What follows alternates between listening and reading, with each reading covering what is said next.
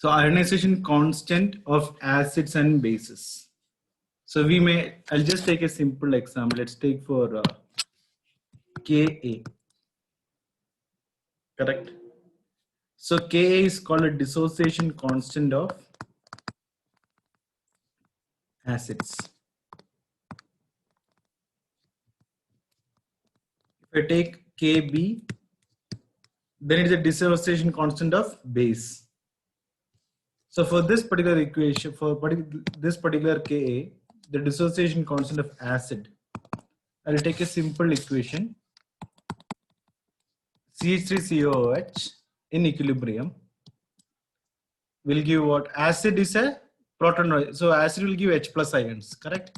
CH3CO minus plus H plus. Now, if I want to take a dissociation constant Ka of this will be the product by reactants, CO minus and H plus by reactant. By reactant is CH3COOH. So similarly, if I want to take a base here, so for a base, so what I'm applying here, how do I get this equation? By applying law of mass action.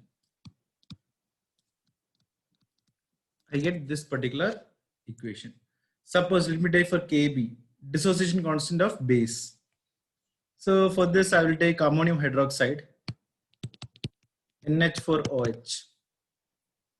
So very simple equation, NH4 plus OH minus. Now if I want to write Kb for this, Kb is equal to NH4 plus and OH minus. That is product by reactant. That's it. So just to introduce that term Ka and Kb, that's all. Okay. So I'll tell you why I am telling this. Because in the coming terms, we will be using Ka and Kb too much. That's the reason. Common ion effect.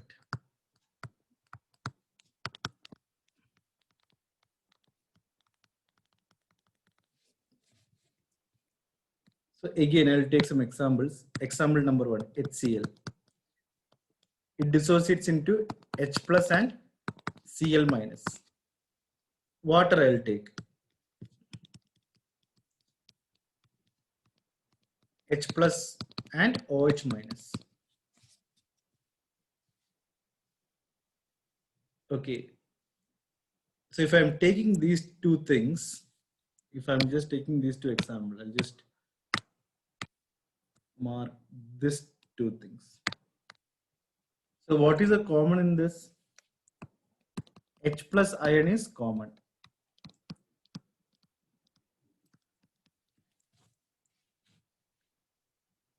Correct? So this means that the H plus ion, correct, or else water would dissociate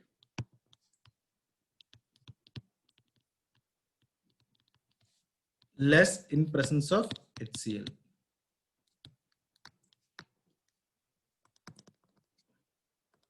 Because of the common H plus ion.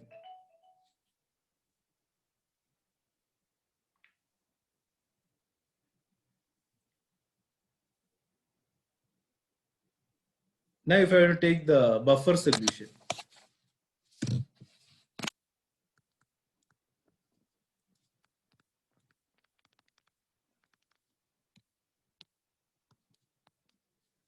So if I want to take a buffer solution, so for example, let's take, we all know what is pH, correct?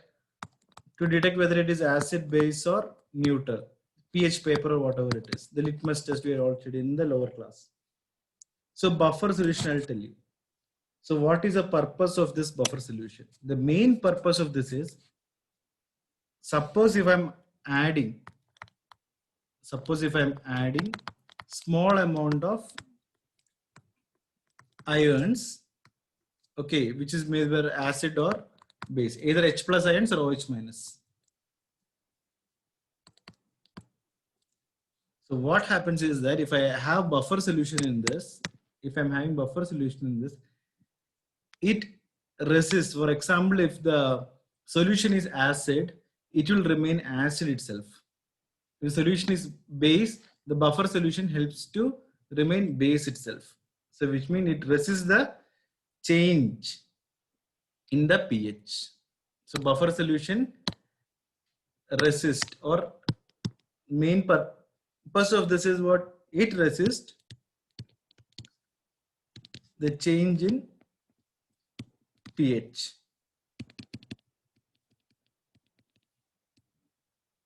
Correct? When such a change is caused by when? By adding small amount of acid or base. So it resists the change in pH. So this is the important thing here.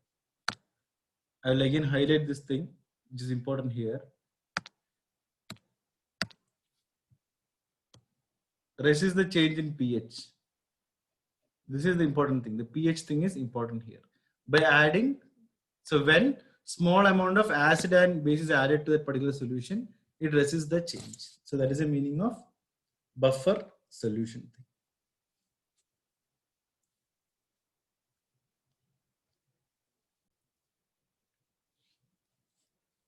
Then one of the most important question which is asked in the entrance as well as for the board is to find the pH of a solution.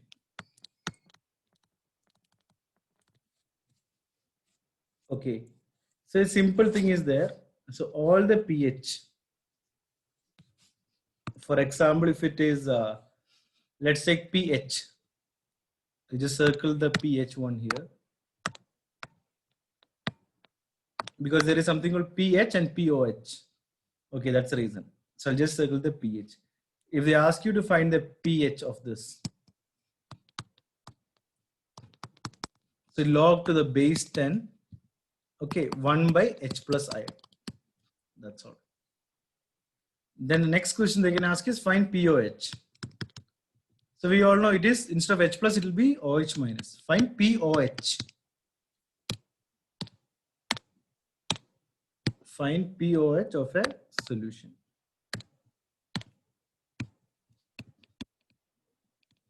So same thing, pOH I should put, and instead of H plus, I should put what? OH minus, that's it. OH minus ions respectively. And before a lot of years, one of the common question in entrance was, it's been asked a lot of times, that is pH plus pOH. Value is 14. Correct? So this is equal to what? pH plus pOH is equal to 14, which means I'll tell you what is the importance of this. The importance of this is if pH is equal to pOH is equal to 7, solution is neutral. Neutral solution. If pH is greater than 7, we all know it is basic. Less than 7, acidic.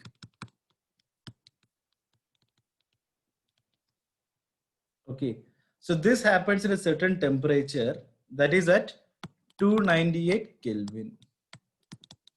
And here I can say this is equal to pKW. Okay, it's a constant here. And how do we determine the pH? Correct? By using a litmus test, we can do it. Or else there is something called a pH meter. So those things, it is not that important. And we will be talking about pKa, pKW, and those values we'll be talking now. Okay.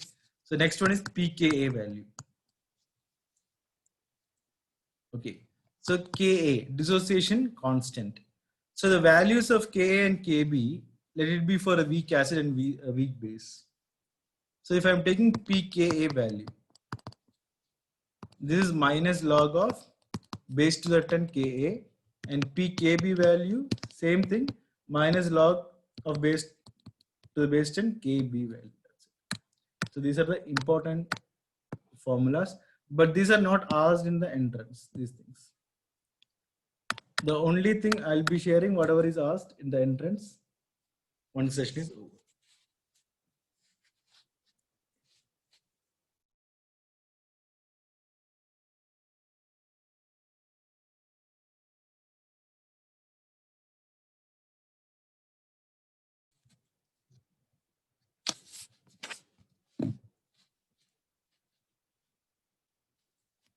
Solubility.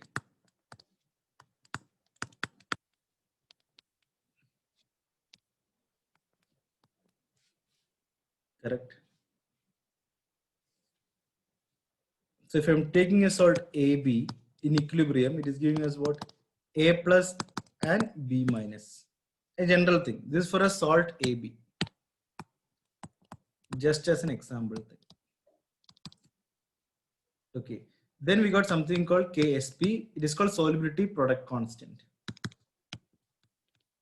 A plus and B minus. So if you ask me what is solubility, okay, so the amount of the salt that has made solution saturated per liter of solution is called the solubility of the salt. How much it can dissociate.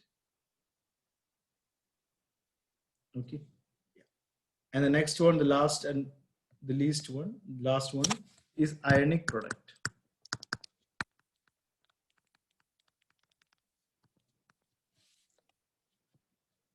Okay, so the one which is asked in entrance, I'll tell you these conditions are there. Ionic product is IP. If this IP is greater than the solubility product constant, then precipitation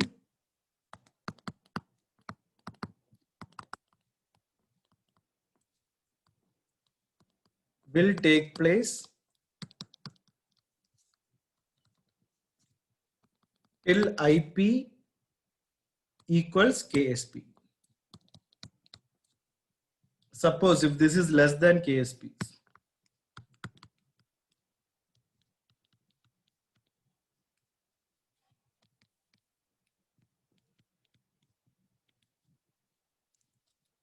so which means here precipitation won't be formed, will not be formed. Precipitate will not be formed.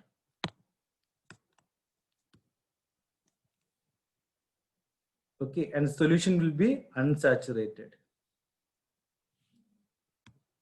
Solution is unsaturated. Whereas in the above thing, nothing is mentioned.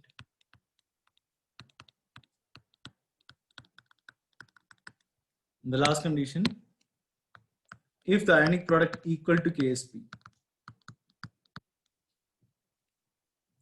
Okay, so same thing only, precipitate won't be formed, but the solution is saturated.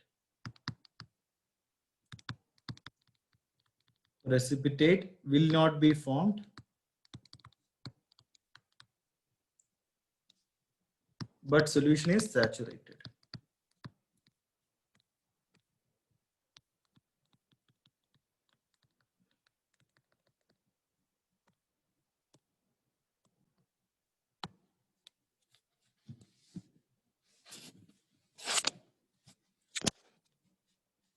So let me do the protic acids now. Correct. So what are the protic acids? First thing. So acids that have ionizable hydrogen ion or ionizable hydrogen, that's it, are called protic acids. And this is divided into two types. One is the monoprotic acid. This is also called monobasic acids. Monobasic or monoprotic. And other is poly. Poly meaning many. So monoprotic, the name itself says that this contain these acids, correct? These acids contain only one only one ionizable hydrogen.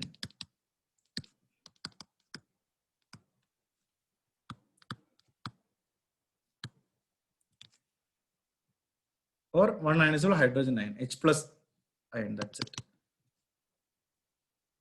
And now coming to the next one is polyprotic or polybasic acids. So I'll just tell you the examples of this also, the monobasic thing. So we know HCl, if it is dissociating, we know H plus and Cl minus, correct? CH3COOH, acetic acid, nitric acid, HNO3. So these are simple, we get only one H plus ions. Whereas polyprotic, okay. So if I'm taking sulfuric acid, fine, H2SO4. If I'm taking sulfuric acid, it will give me what? H plus ion plus, what is it? H, one more H will be remaining, and I'll get HSO4 minus. So a general syntax where I have to remember for this is, for this particular thing. Okay, so it can be two forms in this. One is this H2X. Instead of SO4, I am putting it as what? X respectively. This will give me H plus HX minus. The other one is what? Same thing only. If I am putting HX minus, it will be H plus and X2 minus respectively.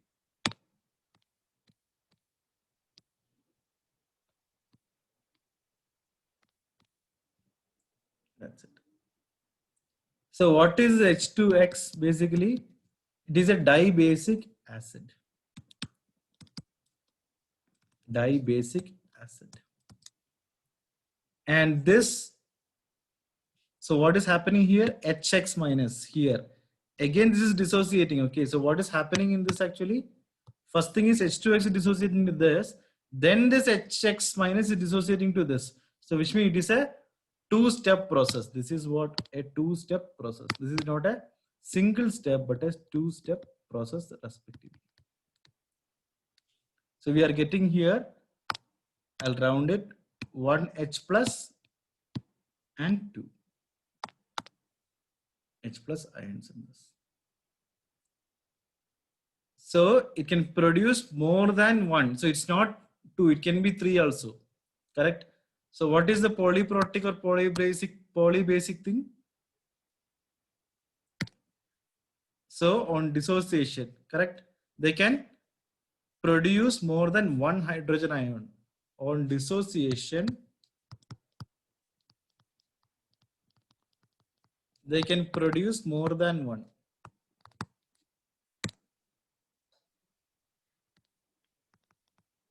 They can produce more than one hydrogen ion. H plus ion, that's it. Example H2SO4 I told you, correct? H3SO4 is there. So there are a lot of examples. So here it will be three step in H3SO4.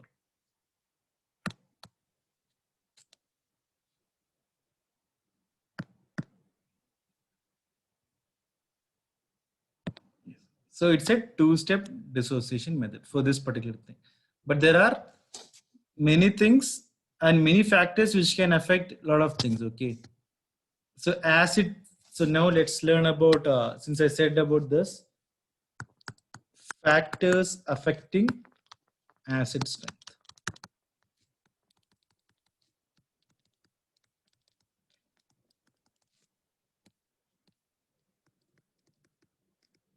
Very important.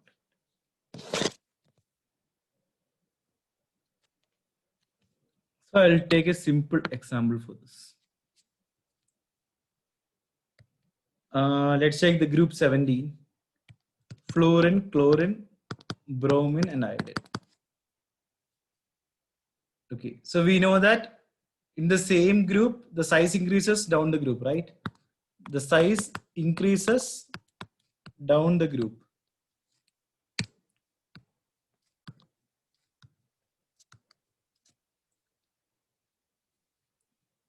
So what is the order of size of this? So if I want to just take the order of the size,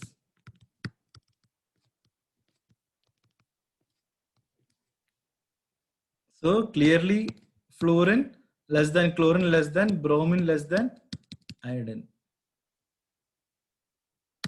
So if I want to take the bond strength, so factors affecting acid strength will purely depend on what?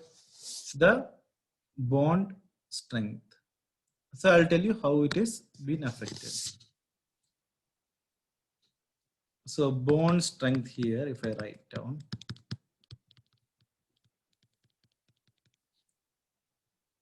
HF greater than HCl greater than HBr greater than HI. These are all single bonds are there in between, okay? Everything in between single bonds are there. So this is the bond strength order. But if I take the strength of the acid, the acidic order of this, if I take the strength of the acidic order of this,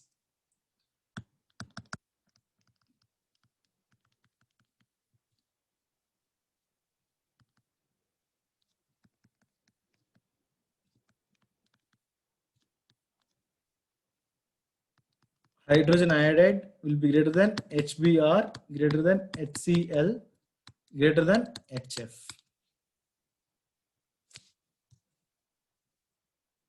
So I'll tell you a very simple example. If I'm taking one thing like, let's take CH4, methane, then ammonia, water, and I'll take HF, hydrogen fluoride. Correct? So we can clearly say that HF greater than H2O is greater than NH3 greater than CH4. Because how? Because of the order of the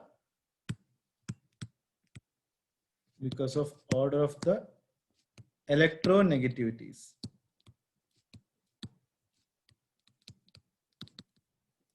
So we know what is order of electronegativity. Fluorine is greater than oxygen, greater than nitrogen, greater than carbon.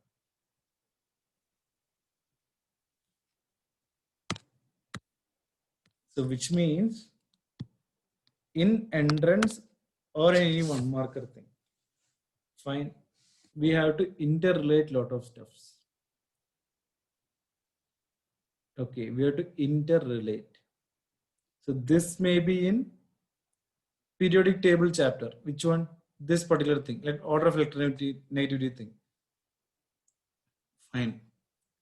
So we are just want to interrelate each and everything, and then we have to go forward and learn.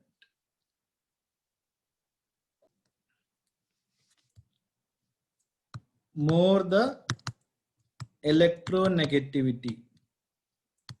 Very important this is. More the strength of acid. So this is how I am getting it. The order of the strength. Fluorine greater than oxygen greater than nitrogen greater than carbon. Or else if you want to write in this CNOF, if I want to write here CNOF, I have to put the less than sign here. C less than N less than O less than F. Okay. So this is also one more way of finding this thing. So guys, one of the doubt, very important doubt with this is, stronger the bond, stronger the acid. If the bond is stronger, correct, we have to give lot of energy to get what?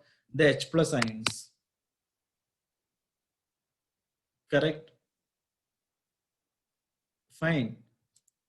So to produce more H plus ions, it's very difficult. So this will be what we'll get, not the stronger acid, we will get what? Stronger the bond will give us weak acids here. Not strong acid, it is weak acid. So weaker the bond,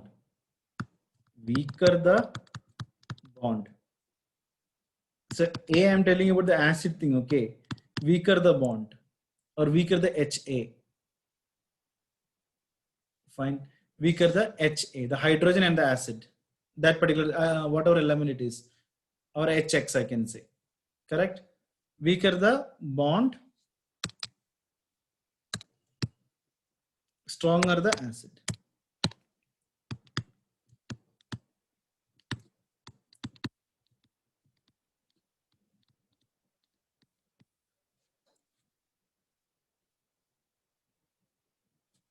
Fine.